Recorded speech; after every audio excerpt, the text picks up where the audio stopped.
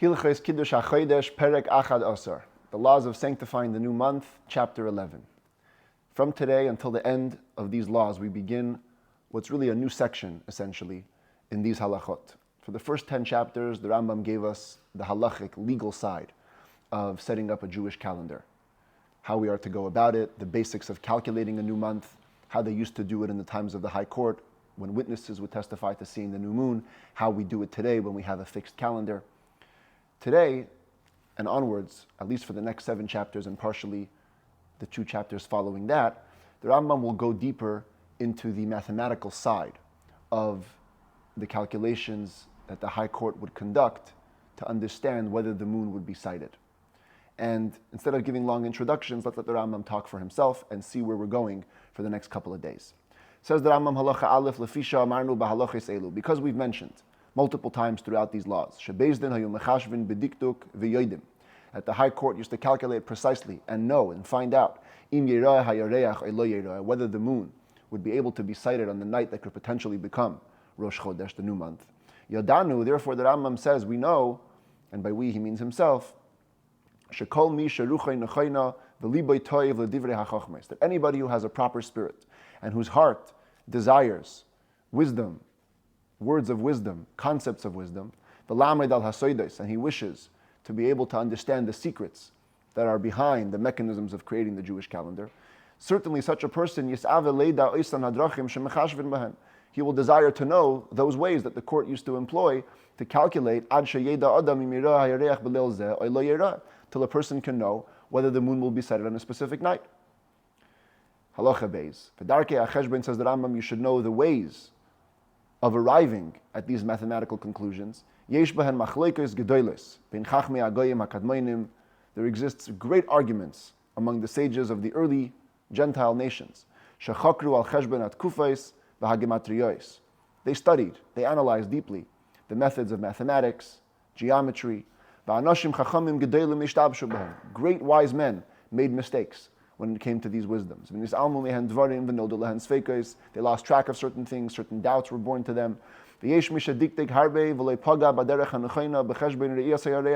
have been those who have been extremely precise, but didn't reach the true path when it came to calculating the sighting of the new moon. The Rambam poetically uses this expression, he dove deep into strong waters, but only came up with pottery shards in his hand. In other words, the results of all their efforts were basically fruitless. Halacha Gimel. Even though, says the Rambam, many people have made mistakes and come to the wrong conclusions, after much time and much testing and much investigation, a few wise men merited to know the true ways of calculating the sighting of the new moon. And furthermore, the reason why what I'm about to tell you, says the Rambam, is super accurate is not just because I tested it mathematically, but also because we, as the Jewish people, when it comes to these principles, we actually have some traditions handed down from sage to sage. We have proofs that were not written down in the books that are accessible and known to all. And because of all of these things, A, because somebody studying the Rambam will certainly wish to know how the calculations worked. B, because those calculations have been inextricably tied to many mistakes throughout the generations. And C, because the Jewish people have special, exclusive information that the rest of the world may not be privy to.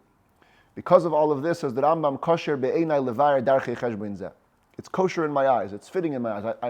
I decided to explain the ways of this calculation, so that it will be available for anybody whose heart gets him going to get close to the work to do it. This is a borrowed expression from the work of the Mishkan.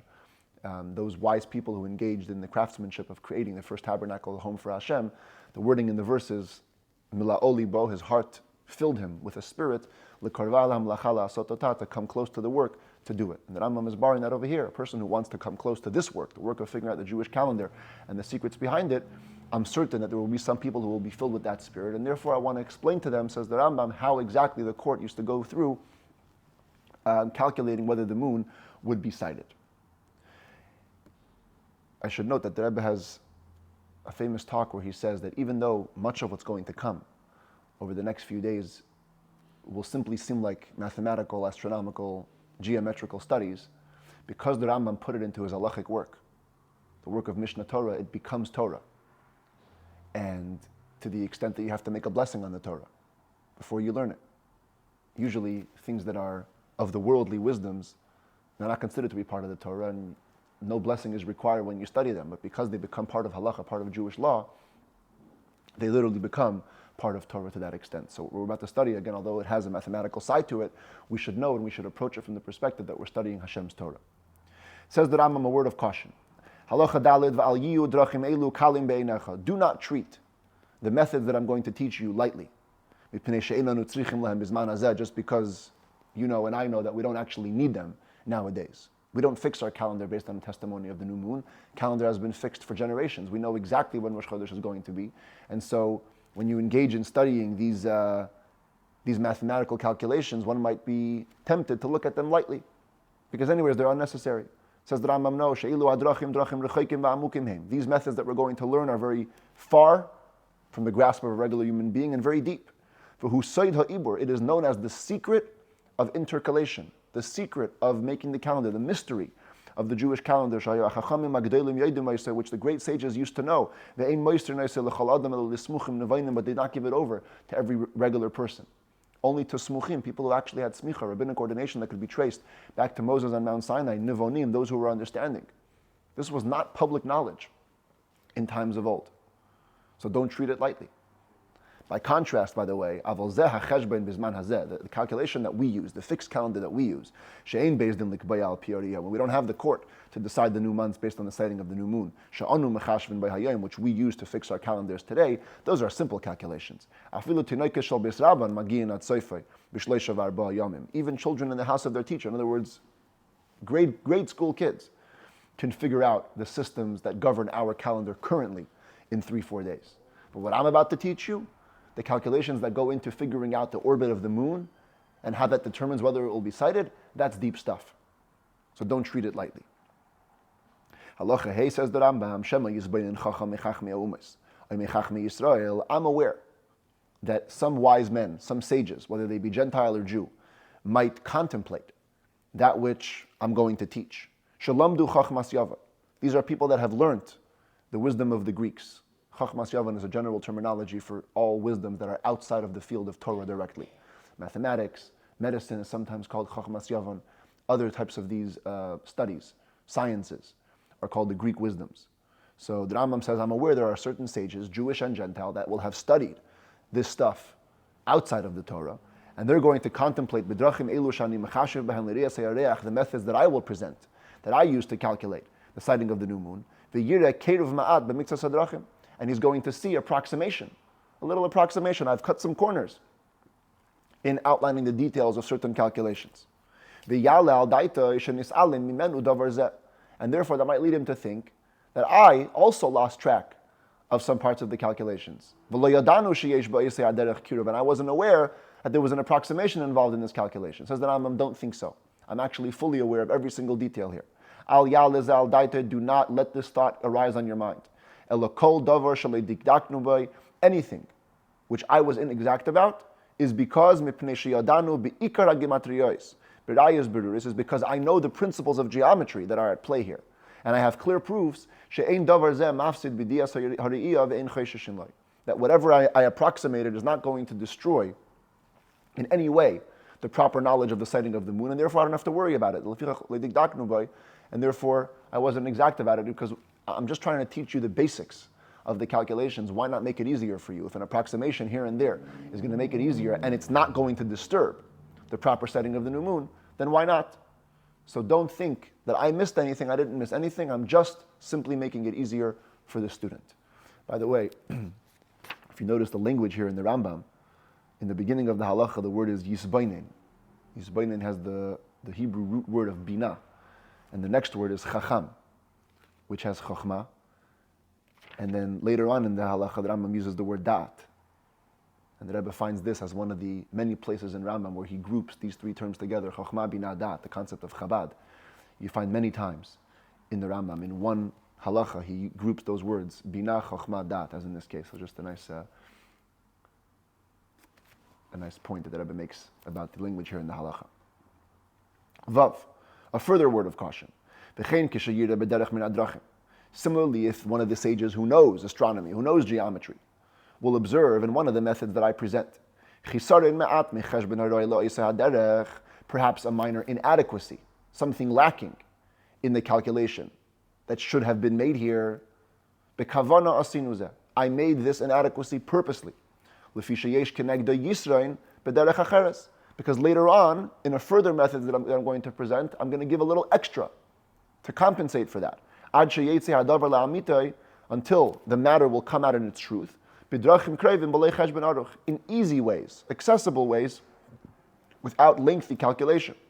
So the person should not get overwhelmed. Somebody who's not used to these matters. And the multitude of calculations that in the end don't really help for the setting of the new moon. If I actually walked you by hand, step by step, through every tedious process that's needed to come to the setting of the new moon, a person might get overwhelmed.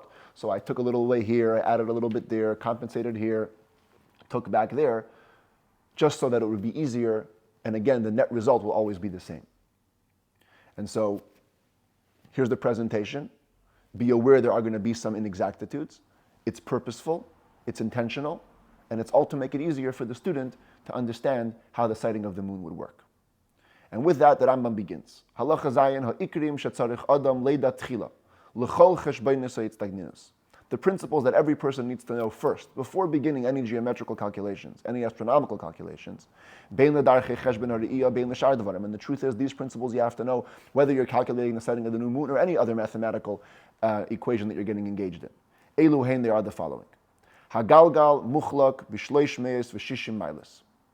For the sake of mathematical accuracy, the sages who were observing the orbits of the planets divided what they called the Galgal, the outermost sphere that moves all of reality from east to west every day. They divided that into 360 degrees. Truth is, every circle for mathematical purposes is divided into 360 degrees. Here we're talking about specifically the what's called the ecliptic today, the row of stars, the belt of stars against which the planets are identified to be moving. And the sages, for simplicity, divided it into 360 degrees. Kol mazal o mazal shleishim miles. Every group of stars, which is called a constellation, takes up 30 degrees of this wider circle. Umaschil mitchilas mazal tle, 0 degrees. In other words, the beginning of the circle is the beginning of the constellation known as Tale, the sheep, or what's called Aries. B'chol maila o maila shishim chalakim. Furthermore, every degree can be divided into 60 parts. In English, this is called minutes. Every degree has 60 minutes. It's not minutes of time, it's minutes of space. B'chol chelik v'cheleg shishim shniyos. Every part of a degree can be divided into 60 seconds. The minutes in degrees can be divided into seconds. V'chol shniyo shniya shishim shlishiyos. Every second can be divided into 60 thirds. V'chein tedaktek hacheshben utechalek kol zman shetirtza. You can actually be more precise if you want and divide thirds further into fourths and fifths. Doesn't matter. The point is that the basic division is to 360, and every part of those 360 can be divided into 60, and furthermore into 60, etc., etc. Halacha ches lefichach, therefore, im yatsa lecha becheshbein, if the calculation yields the following result: shekoichav planet, that a given star or a given planet, mekoymei bagalgal, is on the ecliptic, on the belt of stars, b'shivim miles or shleishim chalakim v'arbaim shniyos. The number that comes out is 70 degrees, 30 minutes, and 40 seconds. Teda, you will then know how to identify it on this belt over here. If 0, as you can see on the screen, is over here by Aries. So 30 would be the beginning of the next mazal of Taurus. 60 would be the beginning of Gemini, the third one. 70 is somewhere between there. It's 10 degrees further in. So you will know, shekoichav zeh, whom b'mazal ta'imim, that this star is in the constellation known as ta'imim, the twins, Gemini. B'chatzi mala achas esrei mimazal zeh, halfway through the 11th degree in the constellation, because it's 70 degrees in, that's 10 full degrees, and then it's 30 minutes of the next degree. There's 60 minutes in each degree, so 30 is about halfway. It's a little more than halfway because there's also 40 seconds, but the point is, you're 10 and a half degrees in to the constellation of Gemini.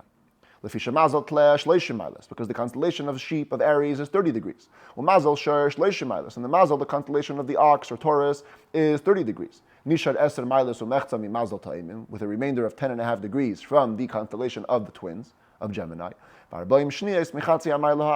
40 seconds within the second half of the 11th degree.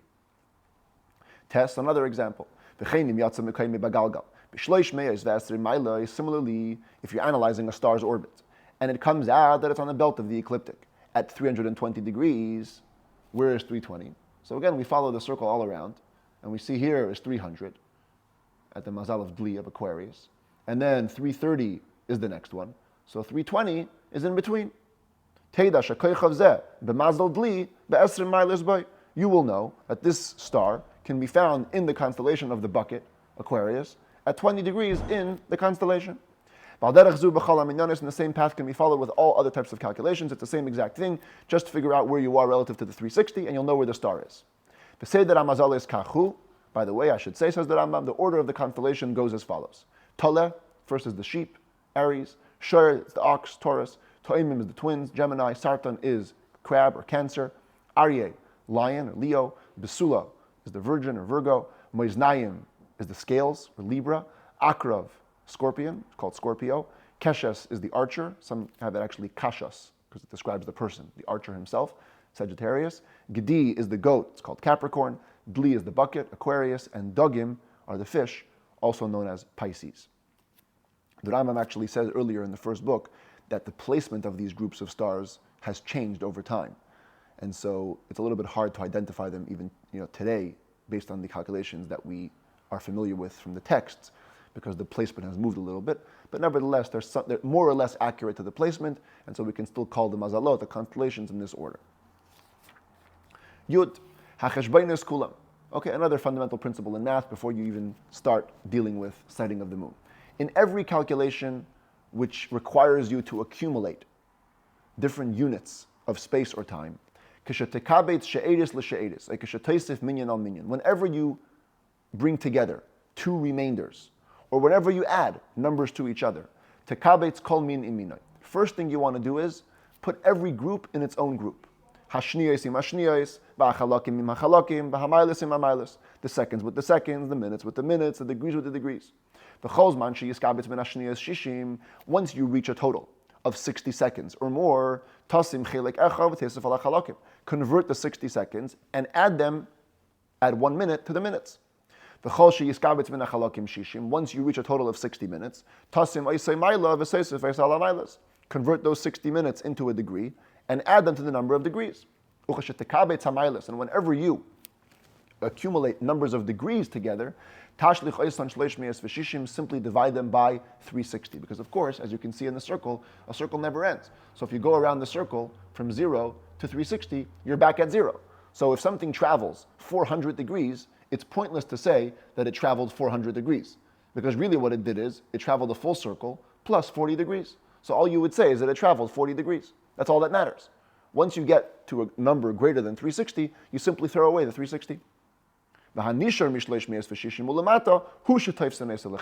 Whatever remains 360 and under, that's the number that we care about when it comes to the calculations. Another principle. In all the mathematical equations, when you have to subtract, if calculations require you to subtract one number from another, so if it's simple subtraction, it's easy. 300 minus 100 is 200. Very good. But what do you do if you have to subtract a greater number from a smaller number? Yes, if the amount that's being subtracted is more than the amount being subtracted from, even if it's less by 1 minute, a 60th of a degree, what you should do is, to make the calculation simpler,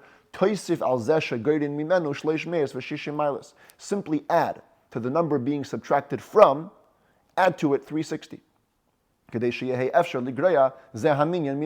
So it will be possible to subtract the number, and you'll still have, because the circle is endless, you'll still have the proper number that's there. In the next halacha, the Rambam is going to give us a very detailed visualization of this concept, but just for simplicity's sake. If a star is at 30 degrees, and the calculation tells you have to backtrack it 60 degrees, but after 30 you hit 0. So how do you do the number? you simply add 360 to 30. You imagine as if this is 390. And now you backtrack 60. What's 390 minus 60? 330. And that's actually the result. If something was at 30 degrees and you backtracked it by 60 degrees, it would be at 330 degrees on the circle. So that's just the simplest method for how to subtract greater numbers from smaller numbers. Now, the Rambam, as I said, is going to give us a very detailed visualization of this. Halacha Yud Beis, Ketzad. What does this look like? Hareshe yitzrichecha hacheshbain ligroya masayim mailis v'chamishim chalakim v'arboim shniyos simonam reish nun mem mimeya mailis v'esrim chalakim v'shleishim shniyos simonam kuf chaf lamet. The starting equation is you have 100 degrees, 20 minutes, 30 seconds, and from that you need to subtract 200 degrees, 50 minutes, and 40 seconds. And you can see in every one of the units that Rambam gave a number that's greater than the number that you're subtracting from. So how do you backtrack over here? You can't take away 200 from 100, it would seem. So the Rambam says, begin with the biggest number, the degrees. Tosef alameya shloish meis v'shishim. Okay, add to the 100 degrees, 360. Yiyu hamayles arba meis v'shishim. Now you got 460 degrees. Okay, that's a lot. But you can't just start from there, because you have to deal with the minutes and the seconds first. So the Rambam says, "V'taschel ligraya hashniyos min hashniyos." Go to the end of the equation. You want to first subtract the seconds from the seconds. Tavi ligraya arba'im mishleishim mi'efsher. You're going to come to subtract 40 from 30. That's impossible. You can't subtract 40 from 30. So what do? Tardim chelek echad min ha'esrim chalakim. You have 20 minutes available for use. Take one of those minutes, v'tasa isay shishim shniyos, and convert it into 60 seconds, leaving 19 minutes in the minute unit. And now you have an extra 60 seconds in the second unit. V'toisef ala shloishim, add it to the 30. V'nimtzu hashniyos tishim, you now have 90 seconds. Tigdam v'hem arbayim, that's easy. 90 minus 40. Yishar chamishim shniyos, you got 50 seconds left. Great. V'tachzor ligreya chamishim chalakim, mitisha asar chalakim. Now you move along the chain, and you want to deal with the minutes. You need to subtract, originally the number was 50 from 20, but you've already converted one of the 20 into seconds. So we're only left with 19. 50 minus 19. You've already lifted one of the minutes and converted it into a second. But still, 50 minus 19 doesn't work. 19 minus 50 doesn't work. So you cannot subtract 50 from 19. Use one of the available degrees of the 460 and convert it into 60 minutes. Add it to the 19. You have 79 minutes. That's easy. 79 minus 50. Subtract 50 from 79. You're left with 29 minutes. Then go to the final step and subtract 200 degrees from what's now 459 degrees. Started with 460. Why is it 459? Because you've already lifted one of the degrees and converted it into 60 minutes. So you're left with 459. 459 minus 200, you're left with 259 degrees. So the remainder after this calculation, the way to remember it will be Reish Nun Tes, Chaf Tes Nun. 259, 29, and 50. So we've applied the principles that you just need to add whatever the regular unit around it would be in order to be able to subtract a greater number from what seems to be a smaller number. And the same will be true of every type of subtraction that has to be made when it comes to the orbit of the sun and the orbit of the moon, of which there will be plenty of examples as we get through these chapters. Halacha Yud Gimel, says the Rambam, the truth is, the same applies to all other 7 planets. Now, as some commentaries point out, these first 4 words should actually belong to the last halacha.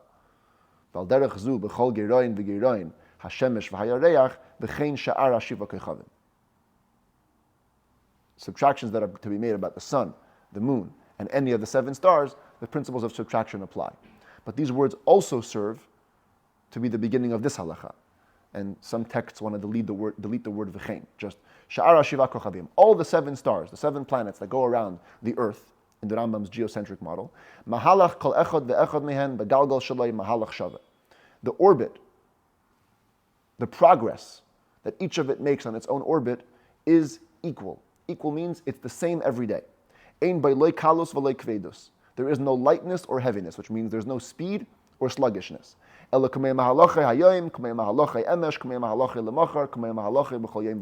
progress that it makes today is the same progress that it made yesterday, the same progress that it'll make tomorrow, and the same progress that it'll make every single day. However, from Earth's perspective, we do observe changes in the speed of the progress of given planets every day. So for this, the Rambam tells us a principle that I've already been saying for a couple of chapters already, the galgal shel kol echad mehem, the orbit of each of the planets, afal pi shehu makif es ha'ilam, even though it goes around the Earth, ein ha'aretz be'emtzoi, the Earth isn't in its center. And so, this is just one of the diagrams that we've always been using. If this is the sun's orbit around the Earth, on its orbit relative to itself, it's going to make the same amount of progress every single day. But that's because somebody would be standing on the orange dot, which is the center of the sun's orbit. But if you're on Earth, a little bit off-center to that, then when you observe the sun, relative to your observation, labeling the movement against the planets, against the constellations over here, you're going to see in your eye the sun moving faster one day, slower a different day.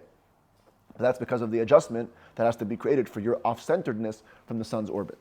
And as we will go through the coming chapters, the Rambam will each time, whenever he talks about a certain rate of progress as it concerns the sun or the moon, he'll always make adjustments for the view of the observer on Earth. And says that therefore,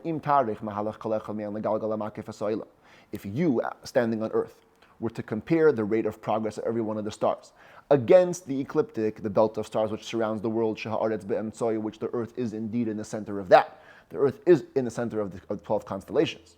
Shehu Galgal Hamazola is the belt of the constellations. You will observe the rate of progress of the given planets to be differing every day. The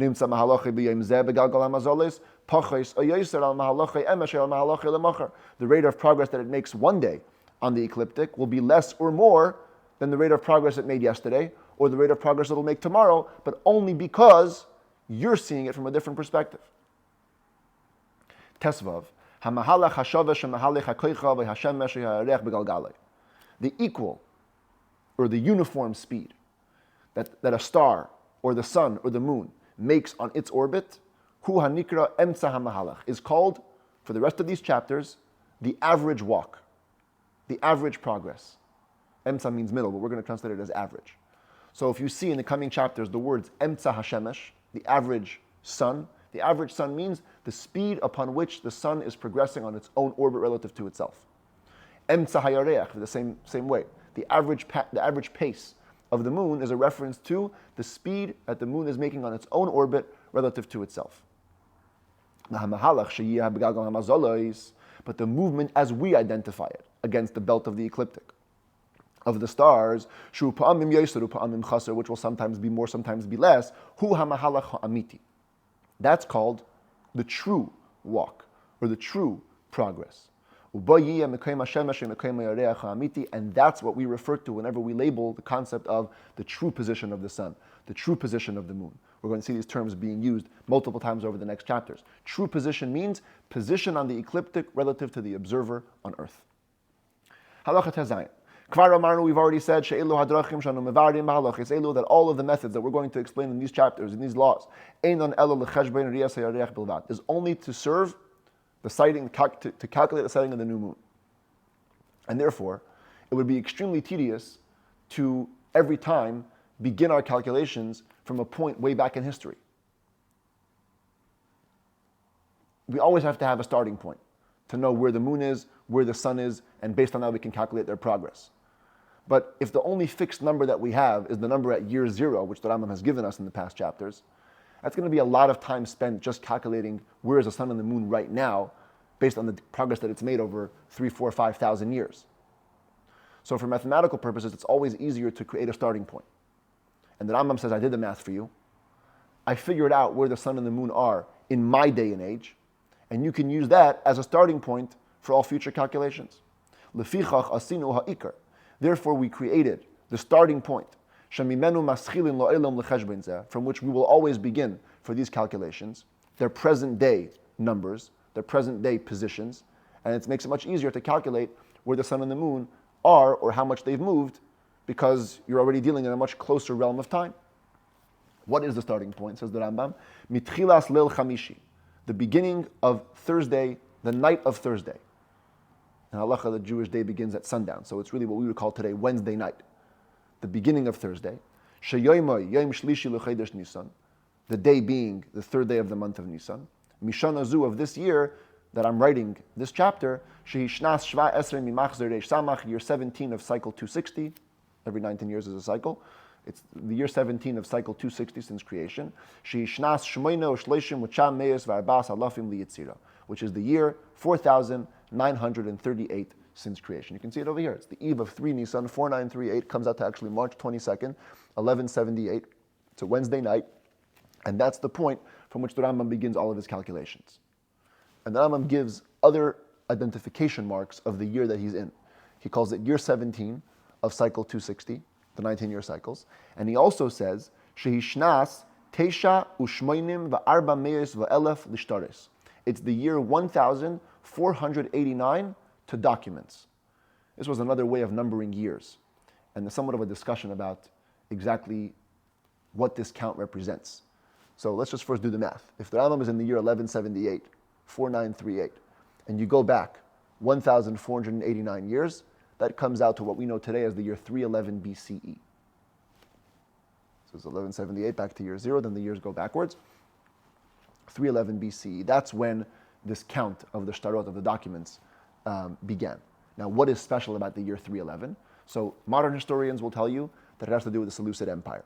It was the year that King Seleucus was able to return from Egypt back to his original place of rulership, and it marked a turning point in the Seleucid Empire's reign.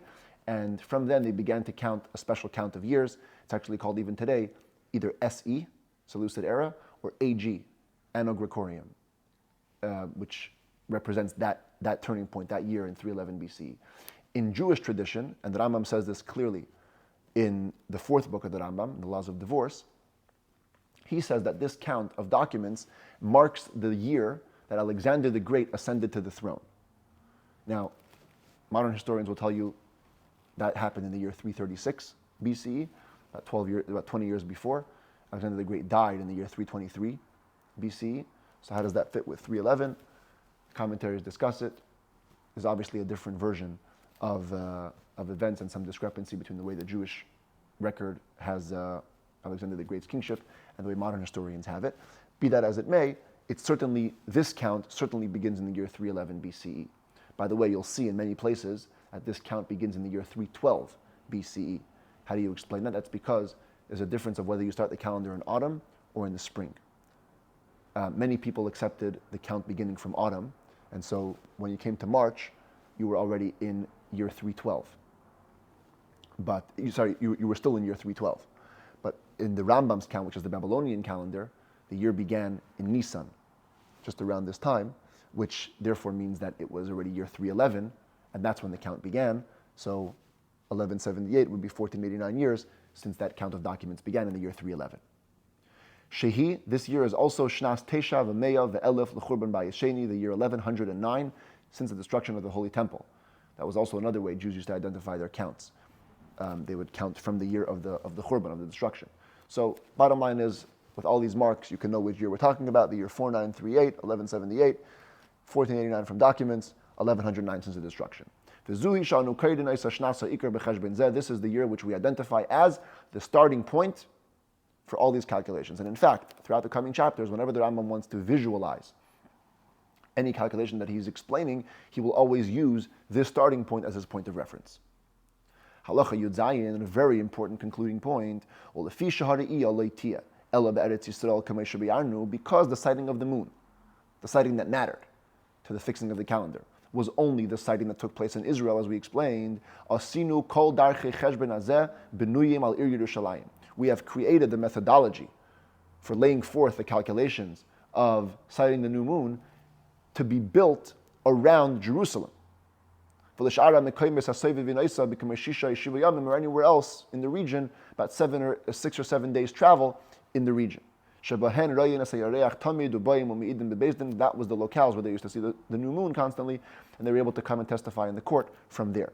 Because of course, whatever point you're standing on Earth, your observation of the planets will differ, and the calculations that you use to figure out if the moon will be sighted on a given night will be different.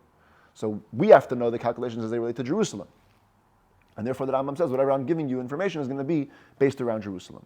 Where is Yerushalayim? U'makayim zeh, this place that I am centering my calculations on, Hu noita mitachas hakav hashave hamesabev be'emtza ha'olam keneged ruach tzvainis. It's inclined off of the equator, which wraps around the belly of the earth, north of the equator, about 32 degrees, with a maximum inclination of 35 degrees, a minimum inclination of 29 degrees. As a matter of fact, Yerushalayim today is positioned 31 degrees and 47 minutes, to be precise, north of the equator. So that's what the Rambam writes, around 32 degrees. It's perfect. That's as far as the northerly incline off of the equator. It also is inclined from the middle of the populated areas, keneged ruach ma'irav, westward of the middle of the populated areas, about 24 degrees, with a maximum of 27 and a minimum of 21. And this, of course, refers to the lines of longitude, the meridians. Today, of course, we have the entire world as a sphere, and therefore the 0 degree meridian is used in Greenwich. That's decided as where we count lines of longitude. In the Rambam's times, of course, America wasn't yet discovered, so you didn't have the full spherical world. And the way they used to identify lines of longitude was based on just the landmass of Europe and Asia. The middle, they drew an imaginary line down the middle of the populated area. That was considered to be not really 0 degrees, but just kind of like the center. And everything was identified relative to that. So this line is about 90 degrees east of Greenwich today. So if you think about it, Jerusalem is 66 degrees east of Greenwich, so the line would be 24 degrees west of that identifying line in the middle of the populated areas. Bottom line is that I'm just giving you the latitudinal and longitudinal location of Jerusalem just so you can know where he's basing all his mathematical calculations on.